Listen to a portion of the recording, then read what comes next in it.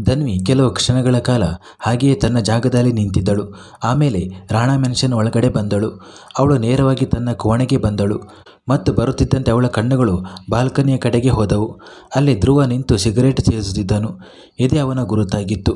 ಅವನು ಯಾವಾಗಲೂ ತುಂಬ ಕೋಪದಲ್ಲಿದ್ದಾಗ ಅಥವಾ ತುಂಬ ತೊಂದರೆಯಲ್ಲಿದ್ದಾಗ ಹೀಗೆಯೇ ಸಿಗರೇಟ್ ಸೇದುತ್ತಿದ್ದನು. ಧನ್ವಿ ಒಳಗಡೆ ಬಂದು ಧ್ರುವನ ಎದುರು ನಿಂತುಕೊಂಡಳು. ಅವಳು ಅವನ ಕಡೆಗೆ ನೋಡುತ್ತಾ, ಕೇಳಿ, ನಾನು ನಿಮ್ಮ ಹತ್ತಿರ ಏನೋ ಕೇಳಬೇಕಾಗಿದೆ ಎಂದಳು. ಅವಳು ಇಷ್ಟು ಹೇಳುವಷ್ಟರಲ್ಲೇ ಧ್ರುವ ತನ್ನ ಕೈಯನ್ನು ರೇಲಿಂಗ್ ಮೇಲೆ ಜೋರಾಗಿ ಚಚ್ಚಿ, ಆದರೆ ಈಗ ನನಗೆ ನಿನ್ನ ಜೊತೆ ಯಾವುದೇ ಮಾತನಾಡಲು ಇಷ್ಟವಿಲ್ಲ. ಇಲ್ಲಿಂದ ತೊಲಗು ಧನ್ವಿ. ಇಲ್ಲದಿದ್ದರೆ ನಾನು ನಿನಗೆ ತುಂಬ ಬೇಸರವಾಗುವಂತಹದ್ದನ್ನು ಏನನ್ನಾದರೂ ಹೇಳಿಬಿಡುತ್ತೇನೆ ಎಂದನು. ಅವನ ಕೋಪವನ್ನು ನೋಡಿ ಧನ್ವಿ ಆಶ್ಚರ್ಯಚಕಿತಳಾದಳು. ಧನ್ವಿ ನಿಧಾನವಾಗಿ, ದಯವಿಟ್ಟು ಒಂದು ಬಾರಿ ನನ್ನ ಮಾತನ್ನು ಕೇಳಿ. ನಾನು ನಿಮ್ಮ ಹತ್ತಿರ ಏನೋ ಕೇಳಬೇಕಾಗಿದೆ. ನೀವು ನನಗೆ ಆ ಒಂದು ಸಣ್ಣ ವಿಷಯವನ್ನು ಹೇಳಿಬಿಡಿ. ಅದಾದ ನಂತರ ನಾನು ನಿಮ್ಮನ್ನು ತೊಂದರೆ. ಅವಳ ಮಾತು ಪೂರ್ತಿಯಾಗುವ ಮುನ್ನವೇ ಧ್ರುವ ಇನ್ನೂ ಹೆಚ್ಚು ಕೋಪಗೊಳ್ಳುತ್ತಾ, ನಿನಗೆ ಕೇಳಿಸುತ್ತಿಲ್ಲವೇ? ನಾನು ನಿನಗೆ ಏನು ಹೇಳುತ್ತಿದ್ದೇನೆ? ನನಗೆ ನಿನ್ನ ಜೊತೆ ಯಾವುದೇ ಮಾತನಾಡಲು ಇಷ್ಟವಿಲ್ಲ ಎಂದು ಹೇಳಿದ್ದೇನಲ್ಲ. ನೀನು ಇಲ್ಲಿಂದ ಹೋಗುವುದಿಲ್ಲವೇಕೆ? ಒಮ್ಮೆ ಹೋಗು ಎಂದು ಹೇಳಿದ ಮೇಲೆ ಹೋಗು ಎಂದೇ ಅರ್ಥ ಎಂದನು. ಹೀಗೆ ಹೇಳುವಾಗ ಅವನ ಧ್ವನಿ ತುಂಬ ಜೋರಾಗಿತ್ತು. ಧನ್ವಿಯ ಕಣ್ಣುಗಳಿಂದ ಕಣ್ಣೀರು ಬರಲಾರಂಭಿಸಿತು. ಅವಳು ಅಳುತ್ತಾ, ನೀವು ಇಷ್ಟೊಂದು ಕೋಪ ಏಕೆ ಮಾಡುತ್ತಿದ್ದೀರಾ ಎಂದು ಕೇಳಿದಳು. ಅವಳ ಪ್ರಶ್ನೆಯನ್ನು ಕೇಳುತ್ತಲೇ ಧ್ರುವ ಕಿರುಚಾಡಿದನು. ಯಾಕೆಂದರೆ ನಾನು ಹೀಗೇ ಇದ್ದೇನೆ ಧನ್ವಿ, ನಾನು ಹೀಗೇ ಇದ್ದೇನೆ. ನಿನಗೆ ಇಷ್ಟವಿಲ್ಲದಿದ್ದರೆ ನನ್ನನ್ನು ಬಿಟ್ಟು ಹೋಗಬಾರದೆ? ನಾನು ನಿನ್ನನ್ನು ಇಲ್ಲಿ ಬಲವಂತವಾಗಿ ತಡೆದು ಇಟ್ಟಿಲ್ಲ ತಾನೆ? ಮತ್ತೇಕೆ ಇಲ್ಲಿ ಇರುತ್ತಿದ್ದೀಯಾ? ನನ್ನ ಜೀವನದಿಂದ ಹೊರಟು ಹೋಗು. ನೀನು ಏಕೆ ನನ್ನ ಹತ್ತಿರ ಬರುತ್ತೀಯಾ? ಏಕೆ ನನ್ನ ಹತ್ತಿರ ಬಂದು ನನಗೆ ಆ ಭಾವನೆಯನ್ನು ನೆನಪಿಸುತ್ತೀಯಾ? ಅದನ್ನು ನಾನು ಹೀಗೆ ಹೇಳುತ್ತಾ ಅವನು ಸುಮ್ಮನಾದನು. ಆದರೆ ಅವನು ಜೋರಾಗಿ ಉಸಿರಾಡುತ್ತಿದ್ದನು. ಧನ್ವಿ ಅಳುತ್ತಾ, ನೀವು ನಿಜವಾಗಿಯೂ ನಾನು ನಿಮ್ಮನ್ನು ಬಿಟ್ಟು ಹೋಗಬೇಕೆಂದು ಬಯಸುತ್ತೀರಾ ಎಂದು ಕೇಳಿದಳು. ಧ್ರುವ ಈಗ ಕೋಪದಿಂದ ದೀರ್ಘವಾಗಿ ಉಸಿರಾಡಿ ಅವಳ ಕಣ್ಣುಗಳಲ್ಲಿ ಕಣ್ಣಿಟ್ಟು ನೋಡುತ್ತಾ, ಹೊರಟು ಹೋಗು, ಶಾಶ್ವತವಾಗಿ ಹೊರಟು ಹೋಗು. ನನ್ನ ಬೆನ್ನಟ್ಟುವುದನ್ನು ಬಿಡು ಮತ್ತು ನನ್ನ ಜೀವನದಿಂದ ಹೊರನಡೆ ಎಂದನು. ಇಷ್ಟು ಹೇಳಿ ಅವನು ತನ್ನ ಮುಖವನ್ನು ಮತ್ತೊಂದು ಕಡೆಗೆ ತಿರುಗಿಸಿಕೊಂಡನು. ಧನ್ವಿಯ ಕಿವಿಗಳಲ್ಲಿ ಈಗ ರಿವಾಳ ಮಾತುಗಳ ಜೊತೆಗೆ ಧ್ರುವನ ಮಾತುಗಳು ಪ್ರತಿಧ್ವನಿಸತೊಡಗಿದವು. ತನ್ನ ಕಣ್ಣೀರನ್ನು ಒರೆಸಿಕೊಳ್ಳುತ್ತಾ ಅವಳು ಅಲ್ಲಿಂದ ಹೊರಗಡೆ ನಡೆದಳು. ಆ ಕ್ಷಣದಲ್ಲಿ ಅವಳ ದೇಹದಲ್ಲಿ ಜೀವವೇ ಇಲ್ಲವೇನೋ ಎನ್ನುವಂತೆ ಭಾಸವಾಗುತ್ತಿತ್ತು. ಧನ್ವಿ ಧ್ರುವನ ಮಾತುಗಳನ್ನು ಕೇಳಿ ತುಂಬ ನೊಂದಿದ್ದಳು. ಅವಳ ಕಣ್ಣುಗಳಿಂದ ಕಣ್ಣೀರು ನಿಲ್ಲುತ್ತಲೇ ಇರಲಿಲ್ಲ. ಈಗ ಅವಳು ಅಳುತ್ತಾ ರಾಣಾ ಮೆನ್ಷನ್ನ ಪಾರ್ಕಿಂಗ್ ಪ್ರದೇಶವನ್ನು ತಲುಪಿದಳು. ಅವಳು ಒಂದು ಕಾರಿನಲ್ಲಿ ಕುಳಿತಾಗ ಡ್ರೈವರ್ ತಕ್ಷಣವೇ, ಏನಾಯಿತು ಮೇಡಮ್, ನೀವು ಎಲ್ಲಿಗೆ ಹೋಗಬೇಕು? ನಿಮ್ಮ ಸ್ವಂತ ಕುಟುಂಬದವರೇ ಪಾರ್ಟಿಯಲ್ಲಿದ್ದಾರೆ ಎಂದನು. ಧನ್ವಿ ಅವನ ಮಾತು ಮುಗಿಯುವ ಮುನ್ನವೇ, ನನಗೆ ಗ್ರೋವರ್ ಮೆನ್ಷನ್ಗೆ ಹೋಗಬೇಕು ಎಂದಳು. ಡ್ರೈವರ್ ತಕ್ಷಣವೇ, ಆದರೆ ಎಂದು ಏನೋ ಹೇಳಲು ಹೋದನು.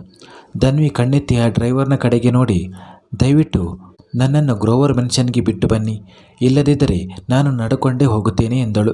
ಡ್ರೈವರ್ ತಕ್ಷಣವೇ, ಬೇಡ ಮೇಡಮ್, ನೀವು ಹಾಗೆ ಅನ್ನಬೇಡಿ. ಗ್ರೋವರ್ ಮೆನ್ಷನ್ ಇಲ್ಲಿಂದ 1 ಗಂಟೆಯ ದೂರದಲ್ಲಿದೆ. ನಾನು ನಿಮ್ಮನ್ನು ಬಿಟ್ಟು ಬರುತ್ತೇನೆ ಎಂದನು. ಇಷ್ಟು ಹೇಳಿ ಅವನು ತನ್ನ ಡ್ರೈವಿಂಗ್ ಸೀಟಿನಲ್ಲಿ ಕುಳಿತನು ಮತ್ತು ಮುಂದಿನ ಕ್ಷಣದಲ್ಲಿ ಕಾರು ರಾಣಾ ಮೆನ್ಷನ್ನಿಂದ ಹೊರಗೆ ಹೋಯಿತು. ದಾರಿಯುದ್ದಕ್ಕೂ ಧನ್ವಿ ಅಳುತ್ತಲೇ ಇದ್ದಳು. ಅವಳ ಕಣ್ಣುಗಳಿಂದ ಕಣ್ಣೀರು ನಿಲ್ಲುವ ಹೆಸರನ್ನೇ ತೆಗೆದುಕೊಳ್ಳುತ್ತಿರಲಿಲ್ಲ. ಅವಳು ಸಣ್ಣ ಮಗುವಿನಂತೆ ಬಿಕ್ಕಿ ಬಿಕ್ಕಿ ಅಳುತ್ತಿದ್ದಳು. ಅವಳಿಗೆ ಧ್ರುವನ ಮಾತುಗಳು ಪದೇ ಪದೇ ನೆನಪಾಗುತ್ತಿದ್ದವು ಮತ್ತು ರಿಯವಳ ಮಾತುಗಳಂತೂ ಮೆದುಳಿನಲ್ಲಿ ಅಚ್ಚೊತ್ತಿದಂತೆ ಕುಳಿತು ಬಿಟ್ಟಿದ್ದವು. ಅವು ಹೊರಬರುವ ಹೆಸರನ್ನೇ ತೆಗೆದುಕೊಳ್ಳುತ್ತಿರಲಿಲ್ಲ. ಸುಮಾರು 1 ಗಂಟೆಯ ನಂತರ ಅವರು ಗ್ರೋವರ್ ಮೆನ್ಷನ್ ತಲುಪಿದರು ಮತ್ತು ಧನ್ವಿ ಕಾರಿನಿಂದ ಇಳಿದು ಒಳಗಡೆ ಬಂದಳು.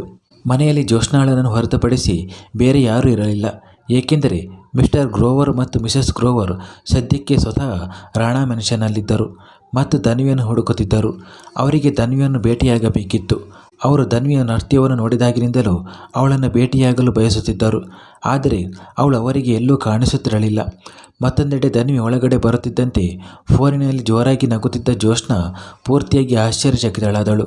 ಅವಳು ತಕ್ಷಣ ತನ್ನ ಜಾಗದಿಂದ ಎದ್ದು ಧನ್ವಿಯ ಹತ್ತಿರ ಬಂದು, ಅಕ್ಕ, ನೀನು ಇಲ್ಲಿದ್ದೀಯಾ? ನೀನು ಇಲ್ಲಿ ಏನು ಮಾಡುತ್ತಿದ್ದೀಯಾ? ಇಂದು ರಾಣಾ ಮೆನ್ಷನ್ನಲ್ಲಿ ಪಾರ್ಟಿ ಇತ್ತಲ್ಲವೇ? ಹಾಗಿದ್ದರೆ ನೀನು ಪಾರ್ಟಿಯಲ್ಲಿ ಇರಬೇಕಿತ್ತಲ್ಲ. ನೀನು ಇಲ್ಲಿಗೆ ಹೇಗೆ ಬಂದೆ ಅಕ್ಕ ಎಂದಳು. ಹೀಗೆ ಹೇಳುವಾಗ ಅವಳು ಧನ್ವಿಯ ಮುಖವನ್ನು ಸೂಕ್ಷ್ಮವಾಗಿ ಗಮನಿಸುತ್ತಿದ್ದಳು. ಧನ್ವಿಯ ಕಣ್ಣುಗಳು ಕಣ್ಣೀರಿನಿಂದ ತುಂಬಿ ಹೋಗಿದ್ದವು. ಆದರೆ ಈಗ ಜ್ಯೋತ್ಸ್ನಾಳನ್ನು ತನ್ನ ಎದುರು ನೋಡಿ ಅವಳು ತಕ್ಷಣ ತನ್ನ ಕಣ್ಣೀರನ್ನು ಒರೆಸಿಕೊಂಡು, ನನಗೆ ತಲೆನೋವು ಬರುತ್ತಿದೆ. ನಾನು ಮಲಗಲು ನನ್ನ ಕೋಣೆಗೆ ಹೋಗುತ್ತಿದ್ದೇನೆ. ಒಂದು ವೇಳೆ ಮಮ್ಮ ಪಾಪ ಬಂದರೆ ನಾನು ನನ್ನ ಕೋಣೆಯಲ್ಲಿದ್ದೇನೆ ಎಂದು ಅವರಿಗೆ ತಿಳಿಸಿಬಿಡು. ನನಗೆ ಏನೂ ತಿನ್ನಬೇಕಾಗಿಲ್ಲ. ಅಷ್ಟೇ ಅಲ್ಲ, ನನಗೆ ತೊಂದರೆ ಮಾಡಬೇಡಿ ಎಂದು ಹೇಳಿ ಅವಳು ತನ್ನ ಕೋಣೆಯ ಕಡೆಗೆ ಹೆಜ್ಜೆ ಇಡಲಾರಂಭಿಸಿದಳು. ಜ್ಯೋತ್ಸ್ನಾ ತಕ್ಷಣ ಅವಳನ್ನು ತಡೆಯುತ್ತಾ, ಆದರೆ ಅಕ್ಕ, ಇದು ಹೇಗೆ ಸಾಧ್ಯ? ಅಂದರೆ ನಾನು ನಿನ್ನನ್ನು ತಡೆಯುತ್ತಿಲ್ಲ ಮತ್ತು ನೀನು ಇಲ್ಲಿಗೆ ಬರಬಾರದಾಗಿತ್ತು ಎಂದು ನಾನು ನಿನಗೆ ಹೇಳುತ್ತಿಲ್ಲ. ಆದರೆ ಪಾರ್ಟಿ ಬಿಟ್ಟು ಎಂದು ಅವಳು ಹೇಳುತ್ತಲೇ ಉಳಿದಳು ಮತ್ತು ಧನ್ವಿ ನೇರವಾಗಿ ತನ್ನ ಕೋಣೆಯ ಕಡೆಗೆ ಹೊರಟು ಹೋದಳು. ಜ್ಯೋತ್ಸ್ನಾ ಈಗ ತಕ್ಷಣ ತನ್ನ ತಾಯಿಗೆ ಫೋನ್ ಮಾಡಿದಳು. ಮತ್ತೊಂದೆಡೆ ಸೃಷ್ಟಿಯವರ ಜೊತೆ ಮಾತನಾಡುತ್ತಿದ್ದ ಅವಳ ತಾಯಿ ಜ್ಯೋತ್ಸ್ನಾಳ ಕರೆಯನ್ನು ನೋಡಿದ ತಕ್ಷಣ ಫೋನ್ ಸ್ವೀಕರಿಸಿದರು. ಎದುರು ಕಡೆಯಿಂದ ಜ್ಯೋತ್ಸ್ನಾಳ ಮಾತನ್ನು ಕೇಳಿ ಅವರು ಆಶ್ಚರ್ಯಚಕಿತರಾದರು. ಸ್ವಲ್ಪ ಸಮಯ ಹೀಗೆಯೇ ಮಾತನಾಡಿದ ನಂತರ ಅವರು ಫೋನ್ ಕಡಿತಗೊಳಿಸಿದರು. ಸೃಷ್ಟಿಯವರು ಅವರೆಡೆಗೆ ಪ್ರಶ್ನಾರ್ಥಕ ನೋಟದಿಂದ ನೋಡುತ್ತಿದ್ದರು, ಏಕೆಂದರೆ ಫೋನಿನಲ್ಲಿ ಅವರು ಮಾತನಾಡಿದ ವಿಷಯ ಅವರಿಗೂ ಕೇಳಿಸಿತ್ತು. ಸೃಷ್ಟಿಯವರು ತಕ್ಷಣ, ಏನಾಯಿತು ಮಿಸಸ್ ಗ್ರೋವರ್, ಎಲ್ಲವೂ ಸರಿಯಾಗಿದೆಯಲ್ಲವೇ? ಧನ್ವಿಯ ಬಗ್ಗೆ ಏನು ಮಾತನಾಡುತ್ತಿದ್ದೀರಿ ನೀವು ಎಂದು ಕೇಳಿದರು. ಮಿಸಸ್ ಗ್ರೋವರ್ ದೀರ್ಘವಾಗಿ ಉಸಿರಾಡಿ, ಧನ್ವಿ ಗ್ರೋವರ್ ಮೆನ್ಷನ್ ತಲುಪಿದ್ದಾಳೆ ಮತ್ತು ಅವಳು ಅಳುತ್ತಿದ್ದಳು. ಧ್ರುವ ಮತ್ತು ಧನ್ವಿ ನಡುವೆ ಏನಾದರೂ ಜಗಳವಾಗಿದೆಯೇ? ಅಂದರೆ ಸ್ವಲ್ಪ ಸಮಯದ ಮುಂಚೆಯಷ್ಟೇ ಅವರಿಬ್ಬರು ಚೆನ್ನಾಗಿ ಡ್ಯಾನ್ಸ್ ಮಾಡುತ್ತಿದ್ದರು ಮತ್ತು ಎಲ್ಲರೂ ಅವರನ್ನು ನೋಡಿ ಸಂತೋಷ ಪಡುತ್ತಿದ್ದರು. ಅವರು ತಮ್ಮ ಜೀವನದಲ್ಲಿ ಮುಂದೆ ಸಾಗುತ್ತಿರುವಂತೆ ಕಾಣಿಸುತ್ತಿದ್ದರು. ಆದರೆ ಹೇಗೆ ಹಠಾತ್ತನೆ ಏನಾಯಿತು ಎಂದರೆ ಧನ್ವಿ ಗ್ರೋವರ್ ಮೆನ್ಷನ್ಗೆ ಹೊರಟು ಹೋದಳು. ನನ್ನ ಮಗಳನ್ನು ಅಲ್ಲಿ ನೋಡಿ ನನಗೆ ಸಂತೋಷವಾಗಿಲ್ಲ ಎಂದು ದಯವಿಟ್ಟು ಭಾವಿಸಬೇಡಿ. ಆದರೆ ಅವಳು ಸಂತೋಷದಿಂದ ಬಂದರೆ ಒಳ್ಳೆಯದು ಅನಿಸುತ್ತದೆ. ಆದರೆ ಅವಳ ಕಣ್ಣುಗಳಲ್ಲಿ ಕಣ್ಣೀರು ಎಂದು ಹೇಳುತ್ತಾ ಅವರು ಸುಮ್ಮನಾದರು. ಸೃಷ್ಟಿಯವರು ತಕ್ಷಣ, ನೀವು ಚಿಂತಿಸಬೇಡಿ, ನೀವು ಯೋಚಿಸುತ್ತಿರುವಂತೆ ಏನೂ ಆಗುವುದಿಲ್ಲ. ಧನ್ವಿ ಈ ಮನೆಯ ಮಗಳು ಮತ್ತು ಅವಳ ಕಣ್ಣುಗಳಲ್ಲಿ ಕಣ್ಣೀರು ಬಾರದಂತೆ ನೋಡುವುದು ನನ್ನ ಜವಾಬ್ದಾರಿ. ದಯವಿಟ್ಟು ನೀವು ಧನ್ವಿಯ ಬಗ್ಗೆ ಕಾಳಜಿ ವಹಿಸಿ.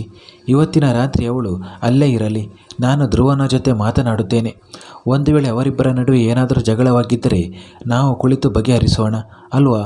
ನೀವು ಚಿಂತಿಸಬೇಡಿ, ಅವರಿಬ್ಬರು ಎಂದಿಗೂ ದೂರವಾಗುವುದಿಲ್ಲ ಎಂದು ಹೇಳುತ್ತಾ ಮಿಸೆಸ್ ಗ್ರೋವರ್ ಅವರ ಕೈ ಮೇಲೆ ಕೈ ಇಟ್ಟರು.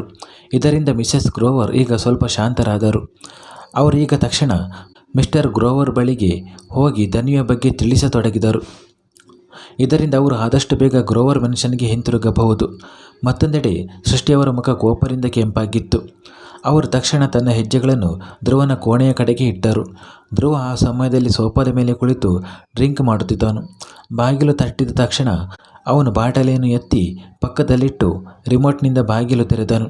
ಮುಂದಿನ ಕ್ಷಣದಲ್ಲಿ ಸೃಷ್ಟಿಯವರು ಕೋಪದಿಂದ ಅಬ್ಬರಿಸುತ್ತಾ ಒಳಗಡೆ ಬಂದರು ಮತ್ತು ಧ್ರುವನ ಕಡೆಗೆ ನೋಡುತ್ತಾ, ನೀನು ಧನ್ವಿಗೆ ಏನು ಹೇಳಿದೆ ಎಂದರು. ಧ್ರುವ ಕೋಪದಿಂದ ಅವರ ಕಡೆಗೆ ನೋಡಿ, ನನಗೆ ಅರ್ಥವಾಗುತ್ತಿಲ್ಲ. ನೀವು ನನಗೆ ಯಾರ ಜೊತೆ ಮದುವೆ ಮಾಡಿಸಿದ್ದೀರಾ? ಒಬ್ಬ 4 ವರ್ಷದ ಮಗುವಿನ ಜೊತೆಯೇ? ಅವಳು ಮೊದಲು ನನ್ನೊಂದಿಗೆ ಜಗಳವಾಡುತ್ತಾಳೆ ಮತ್ತು ಆಮೇಲೆ ಮಕ್ಕಳಂತೆ ನಿಮಗೆ ದೂರು ನೀಡುತ್ತಾಳೆ. ನಾನು ಆ ಹುಡುಗಿಯಿಂದ ಬೇಸತ್ತು ಹೋಗಿದ್ದೇನೆ ಅಮ್ಮಾಮ್. ನಾನು ನಿಜ ಹೇಳುತ್ತಿದ್ದೇನೆ, ನಾನು ಅವಳನ್ನು ಸಹಿಸಿಕೊಳ್ಳುತ್ತಿದ್ದೇನೆ ಎಂದನು. ಆದರೆ ಅವನ ಮಾತು ಪೂರ್ತಿಯಾಗುವ ಮುನ್ನವೇ ಸೃಷ್ಟಿಯವರು, ಆದರೆ ಈಗ ನೀನು ಅವಳನ್ನು ಸಹಿಸಿಕೊಳ್ಳುವ ಯಾವುದೇ ಅಗತ್ಯ ಬರುವುದಿಲ್ಲ ಧ್ರುವ. ಯಾಕೆಂದರೆ ಈ ಬಾರಿ ಅವಳು ನನಗೆ ದೂರು ನೀಡಿಲ್ಲ ಮತ್ತು ದೂರು ನೀಡಲು ಅವಳು ನನ್ನ ಬಳಿ ಮುಂಚೆಯೂ ಎಂದಿಗೂ ಬಂದಿರಲಿಲ್ಲ. ನಿನಗೆ ಗೊತ್ತಾ, ನನಗೆ ಇವತ್ತಿನವರೆಗೂ ನನ್ನ ಜೀವನದ ಯಾವುದೇ ನಿರ್ಧಾರದ ಬಗ್ಗೆ ಪಶ್ಚಾತ್ತಾಪವಾಗಿರಲಿಲ್ಲ. ಆದರೆ ಇಂದು ಆಗುತ್ತಿದೆ. ಧನ್ವಿಯ ಮದುವೆಯನ್ನು ನಿನ್ನ ಜೊತೆ ಮಾಡಿಸಿದ ನಿರ್ಧಾರದ ಬಗ್ಗೆ. ಅವಳು ಮನೆ ಬಿಟ್ಟು ಹೋಗಿದ್ದಾಳೆ ಧ್ರುವ. ಅವಳು ರಾಣಾ ಮೆನ್ಷನ್ನಲ್ಲಿ ಇಲ್ಲ. ಅವಳು ಗ್ರೋವರ್ ಮೆನ್ಷನ್ಗೆ ಹೊರಟು ಹೋಗಿದ್ದಾಳೆ. ನಿನಗೆ ನಿನ್ನ ಕೋಪ, ನಿನ್ನ ಅಹಂಕಾರ ಮತ್ತು ನಿನ್ನ ಈ ನಾಲಿಗೆಗೆ ಮುಬಾರಕ್ ಮತ್ತು ಈ ಮದ್ಯದ ಬಾಟಲಿಯನ್ನು ಬಚ್ಚಿಟ್ಟಿದ್ದೀಯಲ್ಲ. ಈಗ ನೀನು ಆರಾಮವಾಗಿ ಈ ಕೋಣೆಯಲ್ಲಿ ಕುಳಿತು ಮದ್ಯ ಕುಡಿ. ನಿನಗೆ ಇಷ್ಟ ಬಂದದ್ದನ್ನು ಮಾಡು, ಆದರೆ ನನ್ನ ಜೊತೆಗೆ ಮಾತ್ರ ಮಾತನಾಡಬೇಡ ಎಂದರು. ಹೀಗೆ ಹೇಳಿ ಸೃಷ್ಟಿಯವರು ಹೇಗೆ ಕೋಣೆ ಒಳಗಡೆ ಬಂದಿದ್ದರೋ ಹಾಗೆಯೇ ಹೊರಗಡೆ ಹೊರಟು ಹೋದರು. ಈಗ ಧ್ರುವನ ಮುಖ ಕೋಪದಿಂದ ಇನ್ನಷ್ಟು ಕೆಂಪಗಾಯಿತು. ಧನ್ವಿ ಮನೆ ಬಿಟ್ಟು ಗ್ರೋವರ್ ಮೆನ್ಷನ್ಗೆ ಹೊರಟೋಗಿದ್ದಾಳೆ ಎಂಬ ವಿಷಯವನ್ನು ಅವನಿಗೆ ಯಾವುದೇ ರೀತಿಯಲ್ಲೂ ಸಹಿಸಿಕೊಳ್ಳಲು ಸಾಧ್ಯವಾಗುತ್ತಿರಲಿಲ್ಲ. ಅವನು ಕೋಪದಿಂದ ಹಲ್ಲು ಕಡಿಯುತ್ತಾ, ರಾಣಾ ಮೆನ್ಷನ್ ಬಿಟ್ಟು ಗ್ರೋವರ್ ಮೆನ್ಷನ್ಗೆ ಹೋಗಲು ನಿನಗೆ ಇಷ್ಟೊಂದು ಧೈರ್ಯವೇ? ನೀನು ಏನನ್ನು ಯೋಚಿಸಿ ಇದನ್ನು ಮಾಡಿದೆ ಧನ್ವಿ? ನಾನು ನಿನ್ನನ್ನು ಸುಮ್ಮನೆ ಬಿಡುವುದಿಲ್ಲ ಎಂದನು. ಹೀಗೆ ಹೇಳುವಾಗ ಅವನ ಮುಖ ಕೋಪದಿಂದ ನಡುಗುತ್ತಿತ್ತು. ಅವನು ತನ್ನ ಜೇಬಿನಿಂದ ಫೋನ್ ತೆಗೆದು ತಕ್ಷಣ ಧನ್ವಿಗೆ ಕರೆ ಮಾಡಿದನು. ಮತ್ತೊಂದೆಡೆ ಧನ್ವಿ ಹಾಸಿಗೆ ಮೇಲೆ ಮಲಗಿದ್ದಳು ಮತ್ತು ಅವಳ ಕಣ್ಣುಗಳು ಮುಚ್ಚಿದ್ದವು. ಅವಳು ಆ ಸಮಯದಲ್ಲಿ ಗಾಢ ನಿದ್ರೆಯಲ್ಲಿದ್ದಳು. ಹತ್ತು ಅವಳ ಕಣ್ಣುಗಳು ನೋಯಲಾರಂಭಿಸಿದ್ದವು.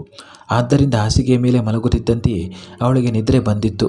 ಪಕ್ಕದಲ್ಲಿ ಇಟ್ಟಿದ್ದ ಅವಳ ಫೋನ್ ಸತತವಾಗಿ ವೈಬ್ರೇಟ್ ಆಗುತ್ತಿತ್ತು. ಆದರೆ ಗಾಢ ನಿದ್ರೆಯ ಕಾರಣದಿಂದ ಅವಳಿಗೆ ತನ್ನ ಫೋನ್ನ ಅರಿವೇ ಇರಲಿಲ್ಲ. ಇತ್ತ ಧ್ರುವ ಅವಳಿಗೆ ಸುಮಾರು 5ರಿಂದ 6 ಬಾರಿ ಫೋನ್ ಮಾಡಿದನು. ಧನ್ವಿ ಫೋನ್ ಎತ್ತದೇ ಇದ್ದಾಗ ಅವನು ಕೋಪದಿಂದ ತನ್ನ ಫೋನನ್ನು ನೇರವಾಗಿ ಎದುರಿಗಿದ್ದ ಗೋಡೆಗೆ ಜಜ್ಜಿ ಹೊಡೆದು, ನನ್ನ ಫೋನ್ ಎತ್ತದೇ ಇರಲು ನಿನಗೆ ಈಗ ಇಷ್ಟೊಂದು ಧೈರ್ಯವೇ? ನೀನು ಈ ಮನೆ ಬಿಟ್ಟು ಹೊರಟು ಹೋದರೆ ನಾನು ನಿನ್ನನ್ನು ಸಮಾಧಾನಪಡಿಸಲು ನಿನ್ನ ಹಿಂದೆ ಬರುತ್ತೇನೆ, ನಿನ್ನನ್ನು ಬಲವಂತ ಮಾಡುತ್ತೇನೆ ಎಂದುಕೊಂಡಿದ್ದೀಯಾ? ಖಂಡಿತವಾಗಿಯೂ ಇಲ್ಲ. ನನಗೆ ನಿನ್ನ ಯಾವುದೇ ಅಗತ್ಯವಿಲ್ಲ. ಇನ್ನು ಮಾಮ್ ವಿಷಯಕ್ಕೆ ಬಂದರೆ, ಇಂದು ಅವರು ಕೋಪಗೊಂಡಿದ್ದಾರೆ. ಆದರೆ ಕೊನೆಗೂ ಅವರು ನನ್ನ ತಾಯಿಯೇ ತಾನೇ. ನನ್ನನ್ನು ಬಿಟ್ಟು ಅವರು ಎಲ್ಲಿ ಇರಲು ಸಾಧ್ಯ? ನಿನ್ನ ಕಾರಣದಿಂದ ನನ್ನ ತಾಯಿ ಶಾಶ್ವತವಾಗಿ ನನ್ನಿಂದ ದೂರವಾಗುತ್ತಾರೆ ಎಂದು ನೀನು ಯೋಚಿಸಬೇಡ ಎಂದನು. ಹೀಗೆ ಹೇಳುವಾಗ ಅವನು ಕೋಪದಿಂದ ತನ್ನ ಮುಷ್ಟಿಗಳನ್ನು ಬಿಗಿಗೊಳಿಸಿದನು. ಅವನೀಗ ತಕ್ಷಣವೇ ತಾನು ಮುಂಚೆ ಬಚ್ಚಿಟ್ಟಿದ್ದ ಆ ಮದ್ಯದ ಬಾಟಲಿಯನ್ನು ಹೊರತೆಗೆದನು ಮತ್ತು ಮುಂದಿನ ಕ್ಷಣದಲ್ಲೇ ಅದನ್ನು ನೇರವಾಗಿ ತನ್ನ ತುಟಿಗಳಿಗೆ ಅಂಟಿಸಿಕೊಂಡನು. ಒಂದೇ ಗುಟುಕಿನಲ್ಲಿ ಆ ಎಲ್ಲ ಮದ್ಯವು ಅವನ ಒಳಗಡೆ ಹೋಗಿತ್ತು ಮತ್ತು ಈಗ ಅವನು ಅಮಲಿನಲ್ಲಿ ಇನ್ನಷ್ಟು ತೂರಾಡಲಾರಂಭಿಸಿದನು. ಮತ್ತೊಂದೆಡೆ ಗ್ರೋವರ್ ಮೆನ್ಷನ್ಗೆ ಧನ್ವಿಯ ಮಮ್ಮ ಪಾಪ ತಲುಪಿದ ತಕ್ಷಣ ಅವರು ನೇರವಾಗಿ ಧನ್ವಿಯ ಕೋಣೆಯ ಕಡೆಗೆ ಹೋಗತೊಡಗಿದರು. ಜೋಶ್ನಾ ದಾರಿಯಲ್ಲಿ ಅವರನ್ನು ತಡೆಯುತ್ತಾ, ಆದರೆ ಮಾಮ್, ಧನ್ವಿ ಅಕ್ಕ ತನಗೆ ತೊಂದರೆ ಮಾಡದಂತೆ ಹೇಳಿದ್ದರು ಎಂದಳು. ಮಿಸೆಸ್ ಗ್ರೋವರ್ ತಕ್ಷಣವೇ, ಆದರೆ ನಾನು ನನ್ನ ಮಗಳನ್ನು ಹೀಗೆ ಬಿಡಲು ಸಾಧ್ಯವಿಲ್ಲ ಎಂದು ಹೇಳಿ ಬೇಗನೆ ಮೆಟ್ಟಿಲುಗಳನ್ನು ಹತ್ತಿ ಧನ್ವಿಯ ಕೋಣೆಗೆ ಬಂದರು. ಅವರು ಬಾಗಿಲು ತೆರೆದಾಗ ಹಾಸಿಗೆ ಮೇಲೆ ಮಲಗಿದ್ದ ಧನ್ವಿಯ ಕಡೆಗೆ ಅವರ ದೃಷ್ಟಿ ಹೋಯಿತು. ಅವರು ತಕ್ಷಣ ಅವಳ ಹತ್ತಿರ ಬಂದರು. ಮಿಸ್ಟರ್ ಗ್ರೋವರ್ ಕೂಡ ಅವರ ಹಿಂದೆಯೇ ಇದ್ದರು. ಮಿಸೆಸ್ ಗ್ರೋವರ್ ಧನ್ವಿಯ ಪಕ್ಕದಲ್ಲಿ ಕುಳಿತು ಅವಳ ಕೂದಲನ್ನು ಸವರಲಾರಂಭಿಸಿದರು. ಆಗ ಅವರ ದೃಷ್ಟಿ ಹಾಗೆಯೇ ಮೇಲೆ ಹೋಯಿತು. ಅದು ತುಂಬ ಒದ್ದೆಯಾಗಿ ಕಾಣಿಸುತ್ತಿತ್ತು. ಅಂದರೆ ಅವಳು ಅಳುತ್ತಾ ಮಲಗಿದ್ದಾಳೆ. ಮಿಸೆಸ್ ಗ್ರೋವರ್ ತಕ್ಷಣ, ಇದೆಲ್ಲ ಏನಾಗುತ್ತಿದೆ ಮಿಸ್ಟರ್ ಗ್ರೋವರ್? ಮತ್ತು ನಮ್ಮ ಧನ್ವಿ ಹೀಗೆ ಏಕೆ ಅಳುತ್ತಿದ್ದಳು?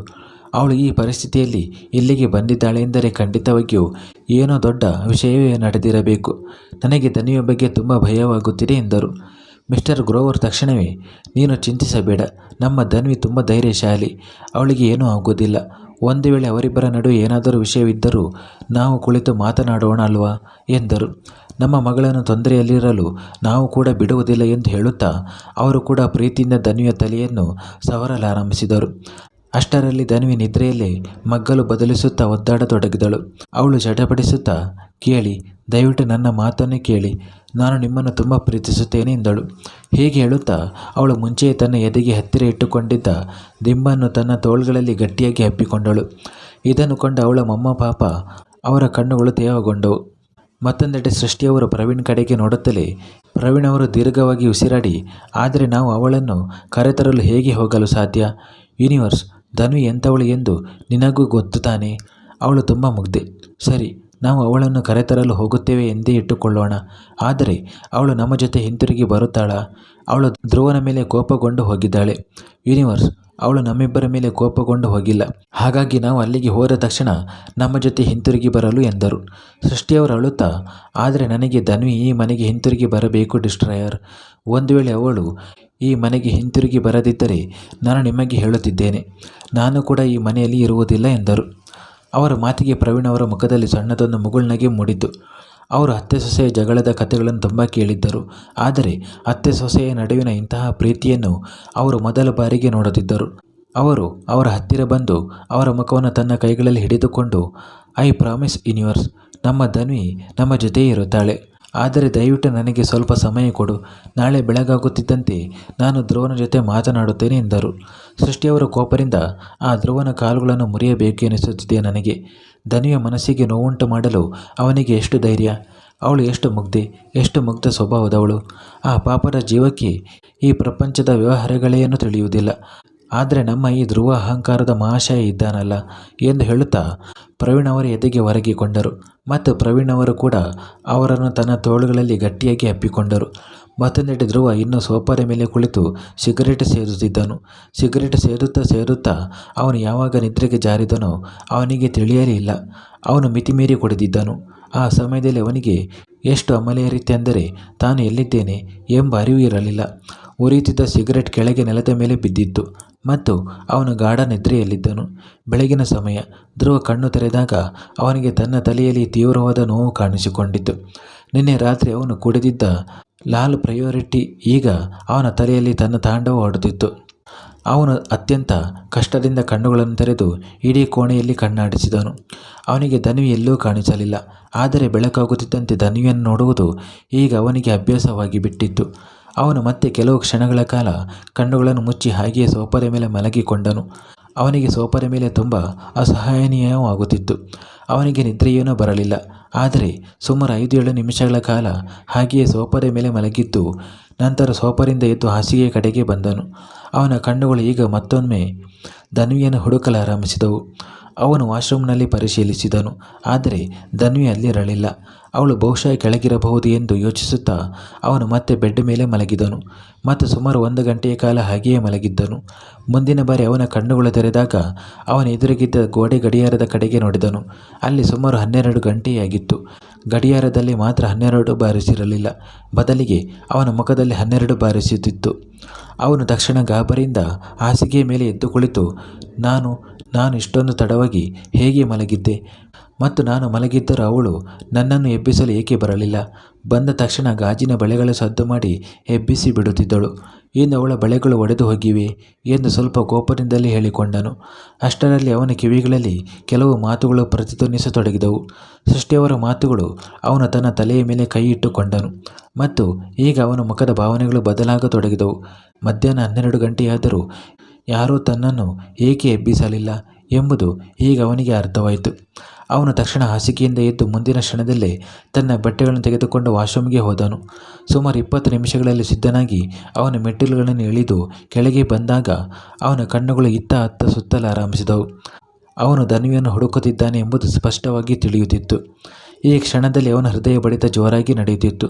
ಅಷ್ಟರಲ್ಲಿ ಅವನಿಗೆ ಎದುರಿಗೆ ಸೃಷ್ಟಿಯವರು ಕಾಣಿಸಿದರು. ಅವರು ಅವನ ಕಡೆಗೆ ನೋಡುತ್ತಾ, ನೀನು ಯಾರನ್ನು ಹುಡುಕುತ್ತಿದ್ದೀಯೋ ಅವಳು ಇಂದು ಇಲ್ಲಿಲ್ಲ. ಅವಳು ತನ್ನ ತವರು ಮನೆಗೆ ಹೋಗಿದ್ದಾಳೆ ಮತ್ತು ಇನ್ನು ಮುಂದೆ ತನ್ನ ತವರು ಮನೆಯಲ್ಲೇ ಇರುತ್ತಾಳೆ. ಮತ್ತು ಹೌದು, ಚಿಂತಿಸಬೇಡ, ಈಗ ನಾನು ಕೂಡ ಅವಳನ್ನು ಹಿಂತಿರುಗಿ ಕರೆತರಲು ನಿನಗೆ ಹೇಳುವುದಿಲ್ಲ ಎಂದರು. ಸೃಷ್ಟಿಯವರ ಮಾತನ್ನು ಧ್ರುವನ ಮುಖ ಸಂಪೂರ್ಣವಾಗಿ ಭಾವರಹಿತವಾಯಿತು. ಅವನು ಮುಂದೆ ಬಂದು, ಹಾಗಾದರೆ ನಾನು ಕೂಡ ಅವಳನ್ನು ಕರೆತರಲು ಹೋಗುತ್ತೇನೆ ಎಂದು ನಿಮಗೆ ಯಾವಾಗ ಹೇಳಿದ್ದೆ? ಅವಳು ತನ್ನಷ್ಟಕ್ಕೆ ತಾನೇ ಹೋಗಿದ್ದಾಳೆ ಎಂದರೆ ತನ್ನಷ್ಟಕ್ಕೆ ತಾನೇ ಹಿಂತಿರುಗಿ ಬರುತ್ತಾಳೆ. ಬರಬೇಕೆಂದಿದ್ದರೆ ಬರುತ್ತಾಳೆ, ಬರದಿದ್ದರೆ ಅವಳ ಇಷ್ಟ. ಧ್ರುವ ರಾಣ ಯಾರೊಂದಿಗೂ ಬಲವಂತ ಮಾಡುವುದಿಲ್ಲ ಎಂದನು. ಮುಂದುವರಿಯುವುದು.